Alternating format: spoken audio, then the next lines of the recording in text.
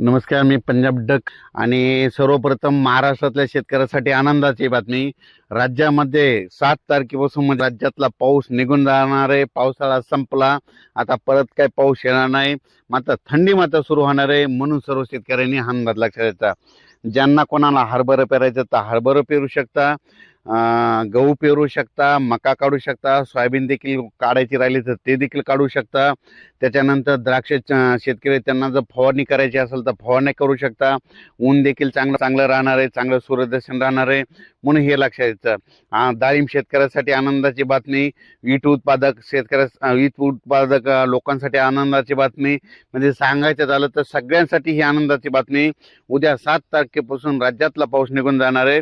फक्त आज म्हणजे 6 तारखेला आजच्या दिवस फक्त 3 जिल्ह्यामध्ये. कोणता जिल्हा मग? सोलापूर जिल्हा, सांगली जिल्हा, कोल्हापूर जिल्हा आणि सातारा ह्या परिसरामध्ये आणि इकडं माळशेज घाट त्या भागामध्ये तुरळक ठिकाणी कुठंतरी काहीतरी भागात पाऊस पडेल, म्हणून हे लक्षात येतं. पण राज्यात दुसरीकडे मात्र कुठंच पाऊस पडणार नाही, म्हणून हा अंदाज लक्षात यायचा.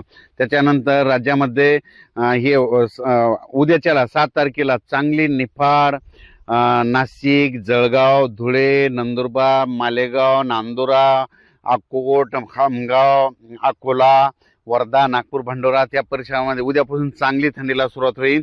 ती थंडी परत उद्याच्याला मराठवाड्याकडे येईल. 8 तारखेला मग दक्षिण महाराष्ट्राकडे जाईल आणि 9 तारखेपासून मात्र राज्यात चांगली हुरहुडी भरणार आहे. म्हणजे चांगली थंडीला सुरुवात होणार आहे. पारा निच्चांकी होणार आहे. 12-13 अंशापर्यंत राज्यातला पारा येणार आहे. खूप थंडीची लाट येणार आहे, म्हणून हे देखील सर्व शेतकऱ्यांना लक्षात यायचा. ज्यांना हरभरा पेरायचं तर पेरू शकता आणि गहू पेरू शकता, म्हणजे काय मकाला पेरू लावू शकता. आणि कांदा शेतकऱ्यासाठी आनंदाची बातमी, कांद्याचं रोप देखील तुम्ही टाकू शकता.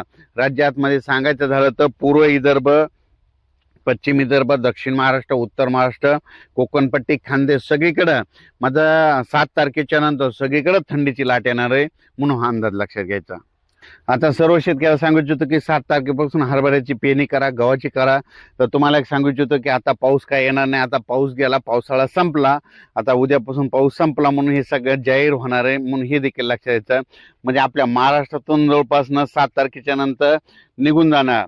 8-9 तारखेला आंध्र प्रदेश, तेलंगणातून देखील निघून जाणार आहे. म्हणजे सांगायचं झालं तर आता उत्तरेकडून थंडी येत राहत असती. आता पावसाळा संपला आणि हिवाळ्याची चाहूल लागलेली आहे. आणि तुम्हाला सांगतो, जशी 7 तारखेच्या पुढे तारीख वाढत जाईल तशी थंडी वाढतच जाणार आहे. आणि ह्या म्हणजे नोव्हेंबर मध्ये चांगली हुडहुडी भरणार आहे, म्हणून हा सर्व शेतकऱ्यांनी अंदाज लक्षात घ्यायचा. डक साहेब, काही असे मेसेज येत आहेत की पाऊस आणखीन राहणार आहे, या नोव्हेंबर महिना पूर्ण पाऊस राहणार आहे, तर तुमचं काय म्हणणं आहे? तुम्हाला एक सांगू इच्छितो की माझ्या अभ्यासानुसार पाऊस काही येणारच नाही. आता पाऊस निघून गेला. फक्त आजच्या दिवसात तुम्हाला म्हणलो ना 6 आणि 7 तारीख, म्हणजे आज 6 आणि उद्याची 7 तारखेला फक्त 3 जिल्ह्यामध्ये तुरळक ठिकाणी, सोलापूर जिल्हा, कोल्हापूर, सांगली आणि इकडं माळशेज, इगतपुरी ह्या पट्ट्यामध्ये तुरळक ठिकाणी 10-20 गावामध्ये थोडाफार पाऊस येईल. पण खूप काय असा पाऊस मोठा पडणार नाही. शेतकऱ्यांनी ज्वारी पेरू शकता, कापसा वेचू शकता,